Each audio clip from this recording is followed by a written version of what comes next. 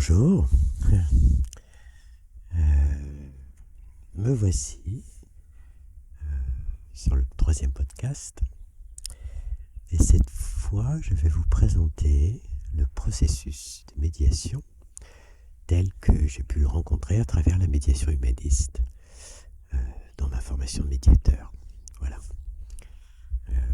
Formation humaniste, donc pour rappel, apportée par Jacqueline Morino et de sa propre expérience sur le sujet, reliée justement à la dimension, à l'histoire, à l'Antiquité, à la période helléniste.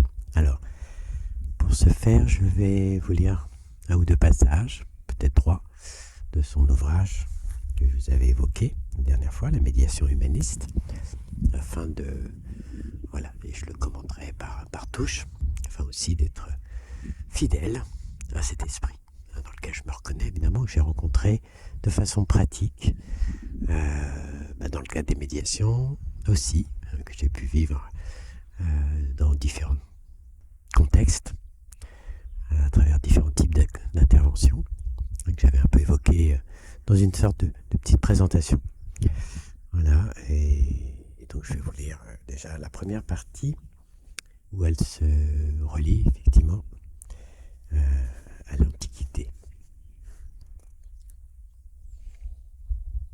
La reconnaissance de la dimension tragique du destin de l'homme a nécessité la création d'espaces afin de lui donner la possibilité non seulement de subir son destin, mais aussi de découvrir qu'il pouvait l'accomplir.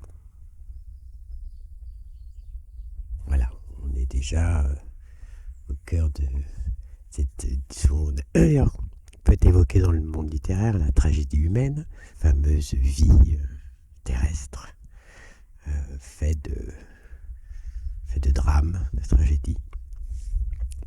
Et dans parfois ce sentiment de subir. Voilà, et ça renvoie aussi à cette idée de victime possible qu'on rencontre d'ailleurs dans les médiations entre la victime ou bourreau, et c'est surtout l'idée de subir des contraintes, un système, des choses qui nous dépassent. Voilà, jusqu'à temps que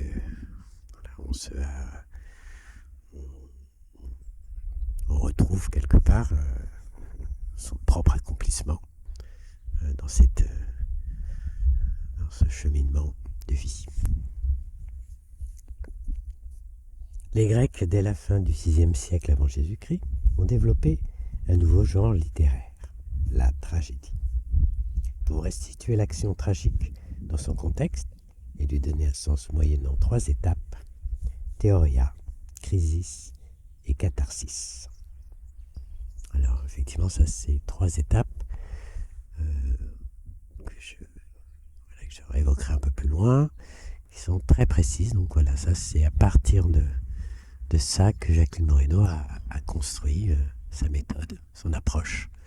Alors, évidemment, c'est pas une réelle nouveauté, puisqu'elle se réfère et s'est pris appui sur ce qui était déjà pratiqué à l'époque helléniste particulièrement, et pour rappel, dans cette idée de réguler, de remettre de l'ordre, de réguler l'ordre en tout cas au sein de la cité.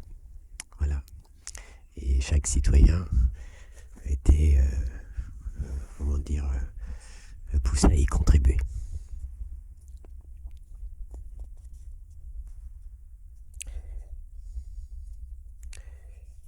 Alors elle resitue aussi dans la littérature plus classique. Les grands auteurs classiques du XVIIe siècle ont poursuivi ce chemin en gardant, à leur tour, une construction tripartite de leur œuvre.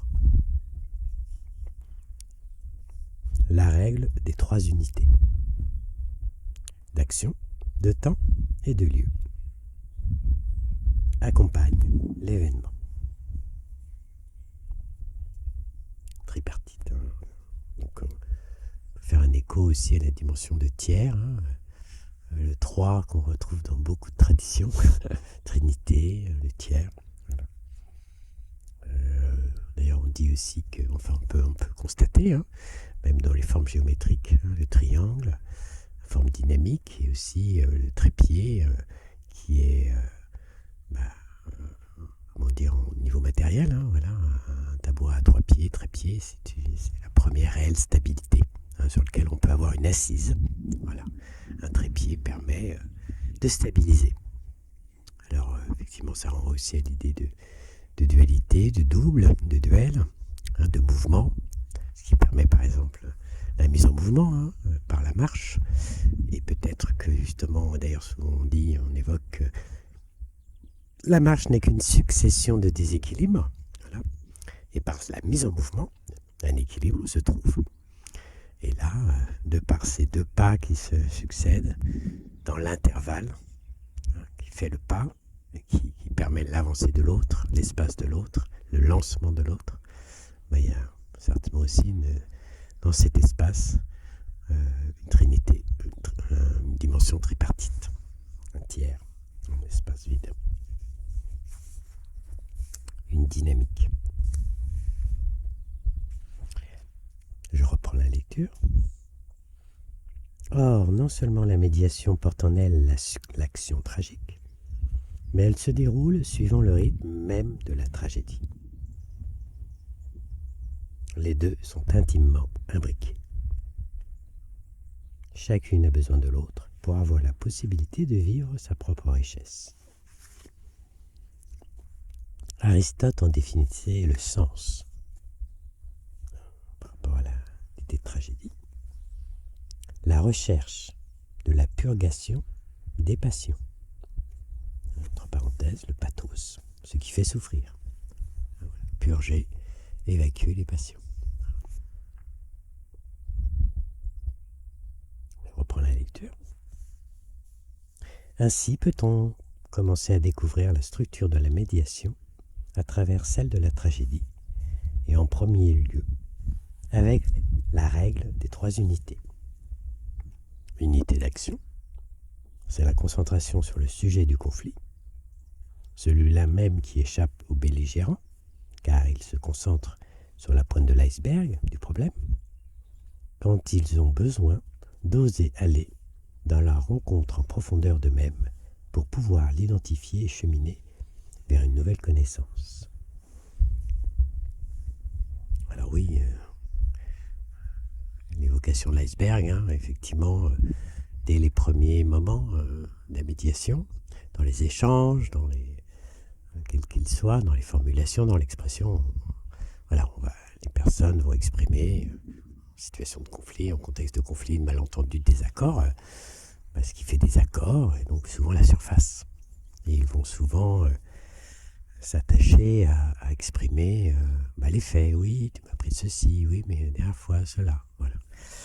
Et puis, ils évoquent plutôt des événements, des situations, et puis pas mal d'émotions. Hein. Voilà. Donc, c'est à partir de leur émotion, donc de leur être qui s'exprime. Mais au fond, au plus profond, une souffrance cherche à se dire, à s'exprimer, habillée par ces formes de reproches, de plaintes, ces formes même parfois de volonté, mais c'est factuel, mais c'est réel, mais c'est comme ça, c'est ça, voilà. Donc, alors que au fond, autre chose se dit. Et ça, j'aborderai l'importance dans la posture de médiateur, hein, le gros travail d'apprentissage, c'est l'écoute, mais l'écoute à beaucoup de niveaux, très très subtil. Je reprends la lecture. Unité de temps. C'est la nécessité du chemin à vivre dans un temps autre que le chemin historique vécu, connu dans le passé, celui de l'enchaînement des faits, pour découvrir une nouvelle durée qui rassemble, recrée le passé, le présent et le futur. Cette durée coïncide avec celle de l'action présente, illimitée dans la médiation humaniste. Unité de temps. Effectivement, quand elle présente présentait souvent la médiation, elle parlait bien que la médiation, pour elle, voilà, c'était un temps et un espace particulier de rencontre. Et on sort d'une linéarité. Hein.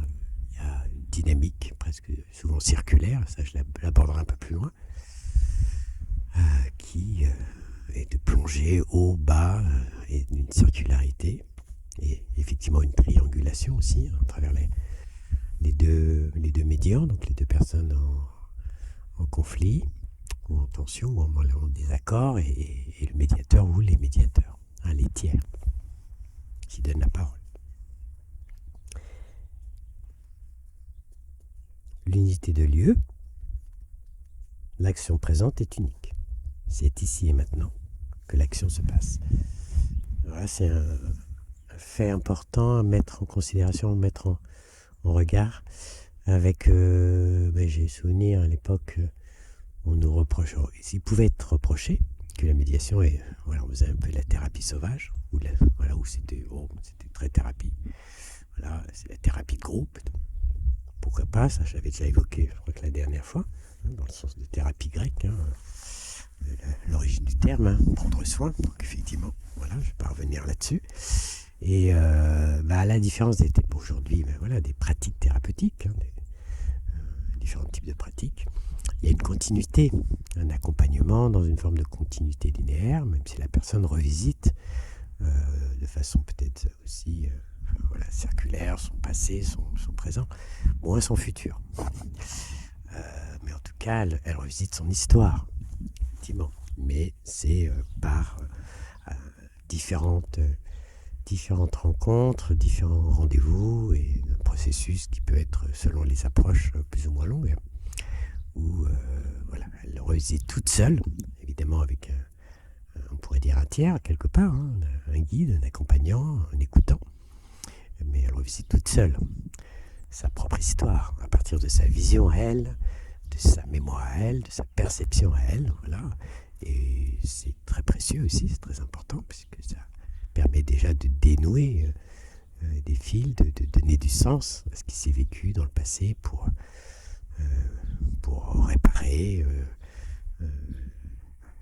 se redresser, reprendre un peu sa vie en main, et en tout cas avoir plus de sens et plus de meilleure prise en main de sa vie, quoi. En tout cas de connaissance de soi aussi, quelque part. Sauf que là, ce qui fait la différence de la médiation, c'est que ça va se vivre en triangulation. À partir de cette idée, donc déclencheur, qui est source de tension, conflit, cette confrontation à l'autre, à un autre, une autre, un autre, voilà. Et c'est face à face, accompagné par le tiers, voilà, va aller toucher d'autres niveaux, d'autres endroits, où il va faire commun, plus. En tout cas, il va se vivre plus commun, puisque là, on est bien en face d'une dualité qui manifeste, en présence des deux personnes qui se font opposition. Voilà. Et puis, bon, après, avec tous les rôles qu'il peut y avoir. Derrière ça, les figures, les masques, les habits que chacun prend à tour de rôle. Avec, bien souvent, le plaignant plutôt étiqueté victime et le mis en cause, l'accusé, bourreau. Alors, mais effectivement, dans le processus de médiation, quand il est vraiment bien accompagné, puisqu'on sorte d'une unité linéaire de temps, chaque temps, chaque histoire de chacun, de ces êtres en présence, de ces médians, va s'entrecroiser et va faire donc des plongées, et faire apparaître ce qui est en dessous de l'iceberg. Alors avec ces différences, mais aussi certainement ce commun, et souvent ce commun, il n'y a pas que celui-ci, mais celui-ci est souvent très visible, c'est des souffrances, et ça fait commun. Chacun est porteur de sa souffrance, d'une souffrance ou deux souffrances. Voilà. Donc, oui, possiblement action de thérapie quelque part, mais ça se vit dans le moment de la médiation.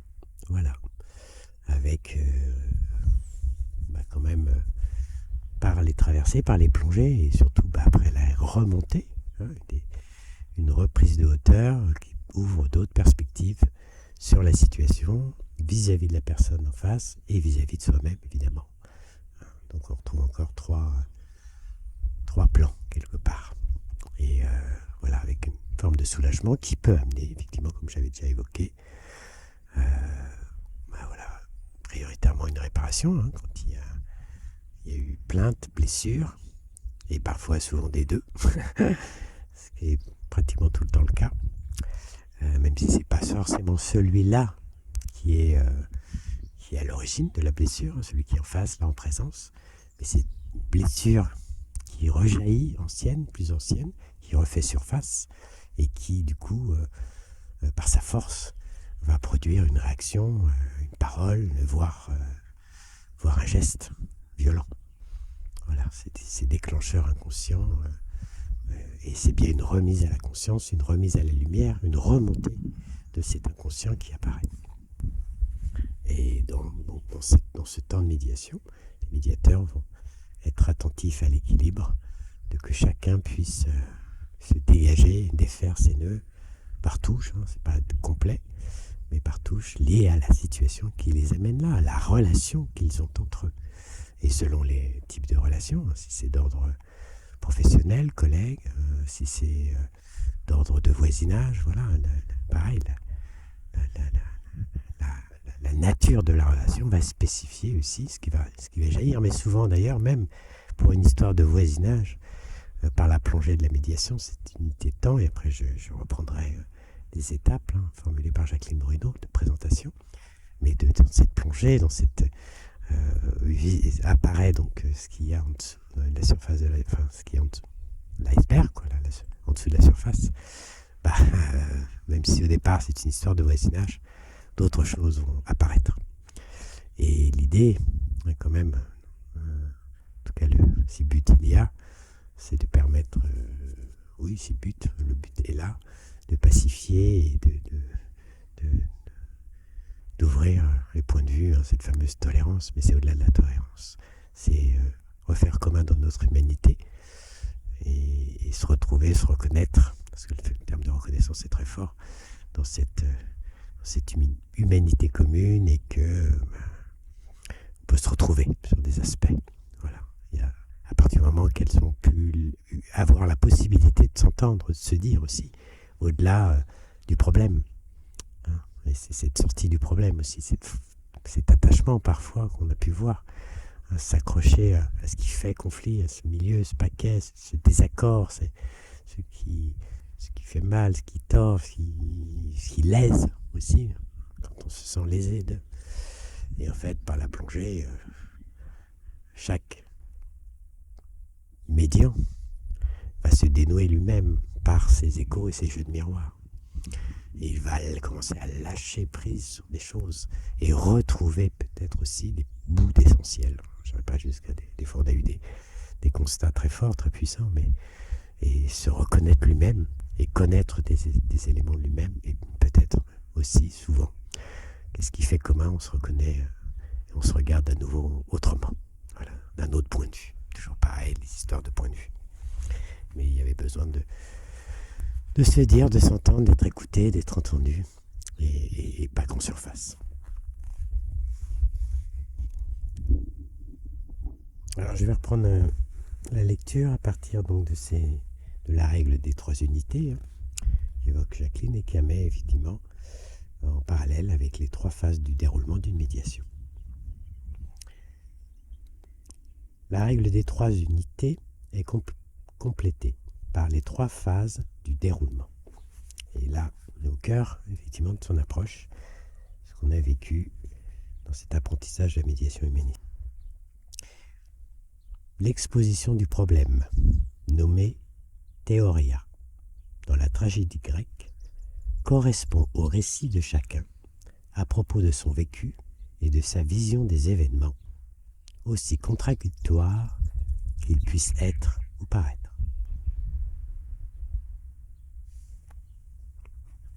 Le récit. Deuxième. le nœud de l'action, appelé crisis dans la tragédie grecque, est vécu pleinement, sans limite de temps, et partagé pour mieux identifier la nature du conflit à résoudre. L'expérience qui a été vécue dans le passé et celle qui est vécue dans le moment présent se rejoignent.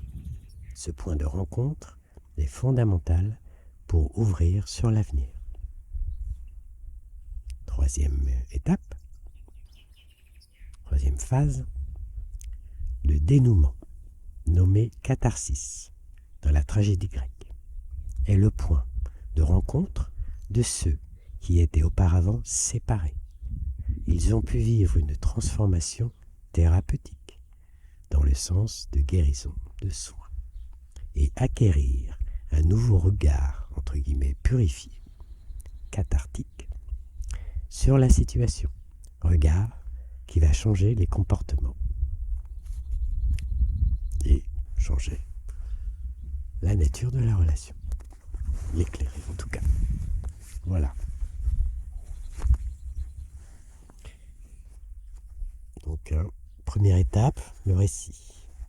Alors, ces étapes, en médiation, on pouvait les vivre dans, comme elle dit, dans une unité de temps, ça pouvait durer 1 heure, 1 heure et demie, 2 heures, voire 2 heures et demie. Alors, en formation, comme on était dans le cadre pour se former en tant que médiateur, ça peut arriver de vivre des médiations de 3 heures, 3 heures et demie, voire 4 heures. Alors, avec des pauses, évidemment, des respirations. Là, j'en parlerai un peu plus dans mon podcast sur mon processus d'apprentissage au sein de ma formation du médiateur. Et donc le récit, il peut se vivre aussi très rapidement. C'est-à-dire que, par exemple, ça je l'ai vécu quand j'ai accompagné les adolescents sur l'apprentissage, la médiation, pareil, je ferai un témoignage sur cette expérience. Tout simplement, deux gamins, admettons, pauvres, il y en a un qui pleure, l'autre il se met de côté, un peu pas content, souvent avec un peu de honte, parce qu'il y a un coup qui est peut-être parti, ou une parole, ou une bousculade, et puis on s'approche, et puis on écoute, et on appelle aussi l'autre. On les rapproche sans trop les rapprocher, parce que la tension est encore présente, et on écoute, et on dit qu'est-ce qui s'est passé. Voilà.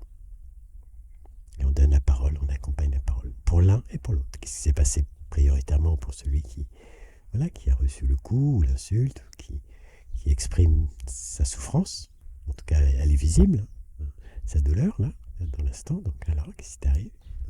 Il explique, il dit, voilà. Et puis, juste avant de pouvoir intervenir, d'avoir l'idée d'intervenir comme un éducateur, voire moraliste, mais ça se fait pas, on tape pas, voilà. Eh bien, même pas, on n'est même pas là, encore à cet endroit. Même si l'adulte peut avoir ce rôle, et c'est ok. Eh bien, on interpelle l'autre, qu'est-ce qui s'est passé? Et on l'écoute aussi sur lui, qu'est-ce qui s'est passé pour lui? Et quelque part, qu'est-ce qui fait qu'il a fait ce geste ou cette parole douloureuse, déplacée? Voilà, et à tour de rôle, on accompagne chacun dans la parole, dans ce qui se passe, dans ce qui se dit, sans essayer de dire qui a tort, qui a raison, et on rentre dans cette phase de la crise, la crisis. Voilà, le nœud de l'action. On est au cœur du nœud, quelque chose s'est noué, seront visibles à travers ce geste, peut-être ce comportement qui peut être reçu comme violent, voilà, cette réaction. Et puis ça fait nœud pour la personne qui l'a reçu, mais certainement un point de départ, il y a un autre nœud ici en face. Car, on ne fait jamais, en tout cas moi, nous c'est pas la vision qu'on a et j'en ai pas du tout, c'est jamais gratuit, à moins d'être... mais bon, j'en doute. Donc le nœud de l'action. Et puis, au fur et à mesure de l'écoute réciproque, de la parole donnée, où chacun aussi est amené à entendre l'autre pour ce qui se passe pour lui. Et là, auprès d'enfants, on peut mettre un peu plus en évidence, aller un peu plus loin, et suggérer, mettre en évidence, regarde, par exemple, t'as vu par exemple, on lui demande qu'est-ce que tu ressens. Ouais, je suis mal, je suis triste, non, ça m'a fait mal, et puis donner la parole aussi à l'autre sur ce qu'il ressent. Alors, comment tu te sens là? Alors souvent, ça met du temps à sortir, et là, c'est tout le talent du médiateur dans la lecture du visible et du, entre guillemets, invisible, de ce qui n'arrive pas à se dire. On y va par touche, on suggère, on propose. Euh, voilà, tu as honte? Tu as honte de ton geste? T'as peur? T'as peur d'être puni? Et hop, ça se libère. Et puis du coup, son regard après sur celui qui a reçu le coup, celui qui l'a tapé, va bouger un peu. Voilà, il va changer. Et puis on peut dire, regarde, voilà, ça fait mal. Et puis on peut l'écouter à un autre endroit. T'avais envie de lui faire mal? Alors peut-être oui, mais il m'avait fait mal, il m'avait dit ta, etc. Voilà. Donc lui, il avait eu mal ailleurs. Mais au moment où on voit une forme de résultat, à travers un enfant qui est plus en pleurs, qui va manifester plus vite ses pleurs, il y a eu un point de départ, un point d'origine dont on n'a peut-être pas été présent, vu.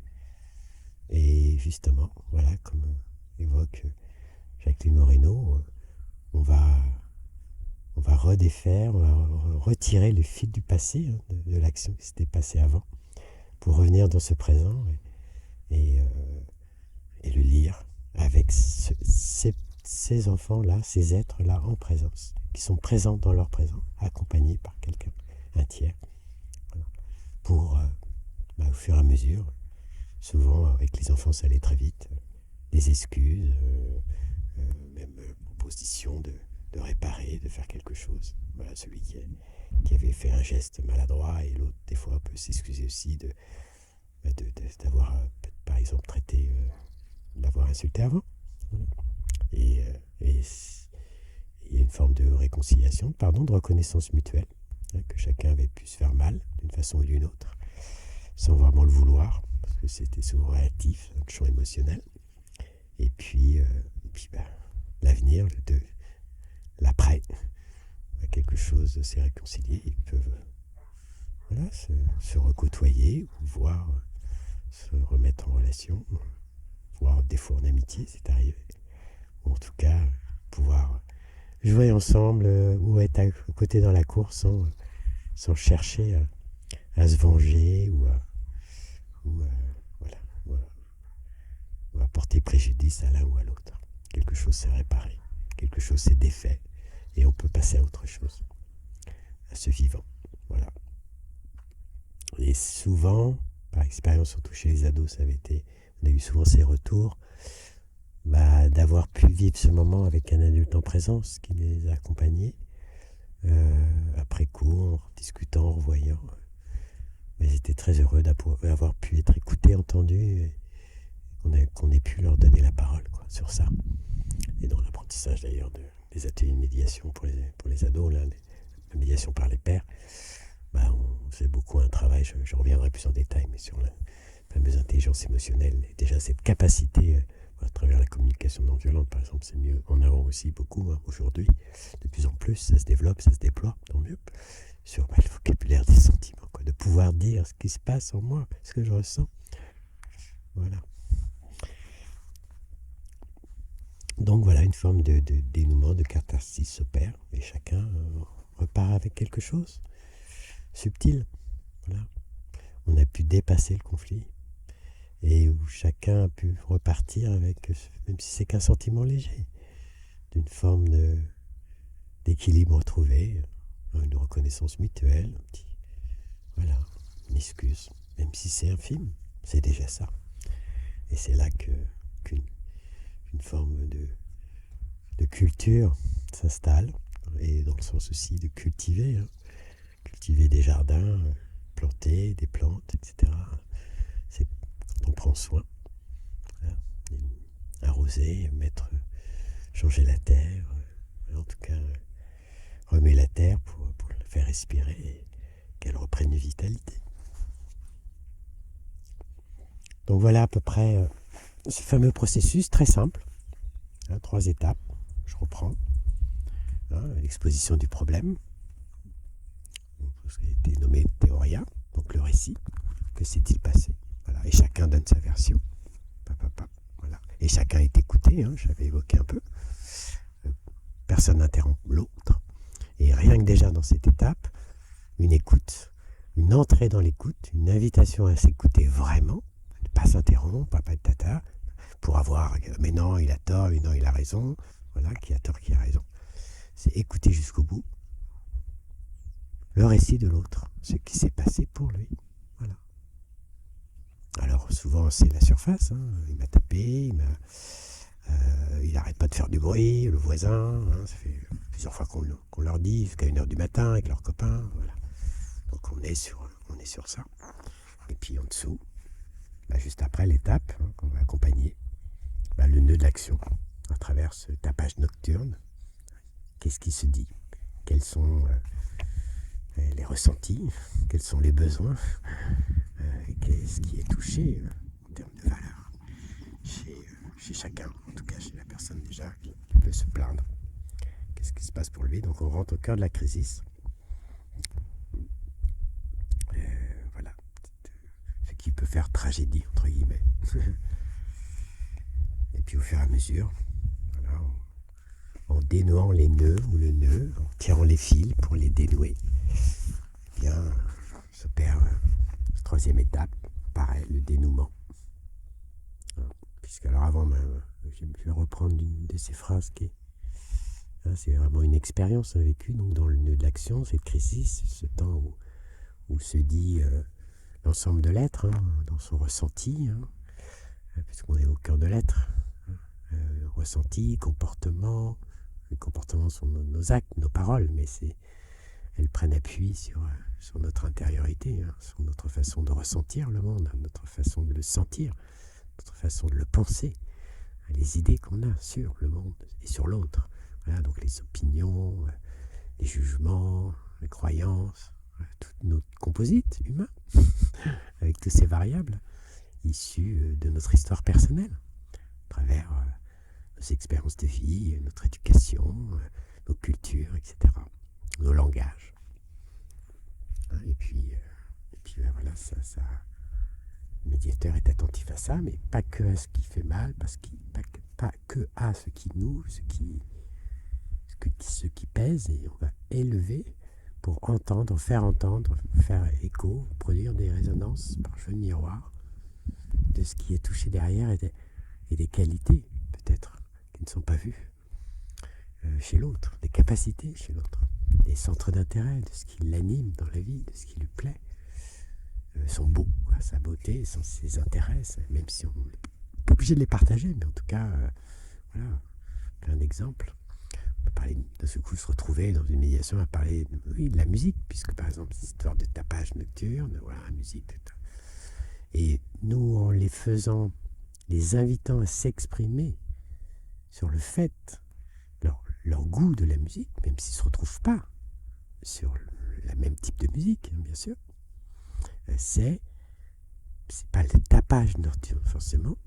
Hein, effectivement, l'idée, il y a un moment, il faudra trouver une solution, un équilibre, pour que l'espace de l'un et de l'autre soit respecté à travers le bruit, ce qui dérange.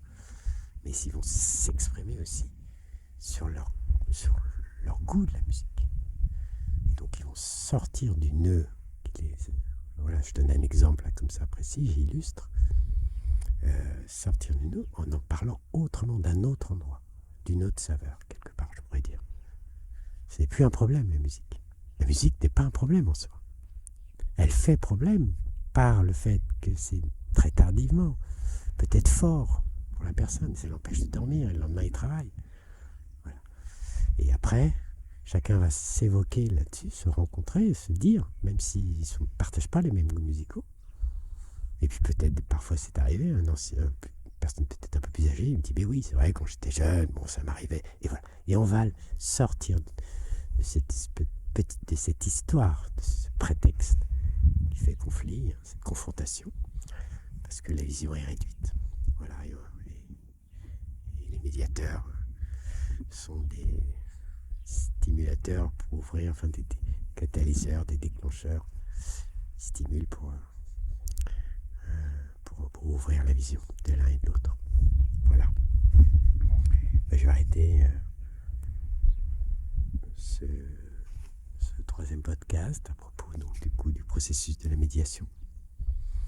Et puis de toute manière, à travers le suivant que je vais faire sur mon partage de mon expérience d'apprentissage sur la médiation humaniste, de toute façon ça sera présent. Voilà. Avec un peu plus un peu plus de détails sur la posture du médiateur qui est en fait la clé. La clé, toute la complexité. Voilà, je vous remercie de votre écoute et je vous dis à très bientôt. Au revoir.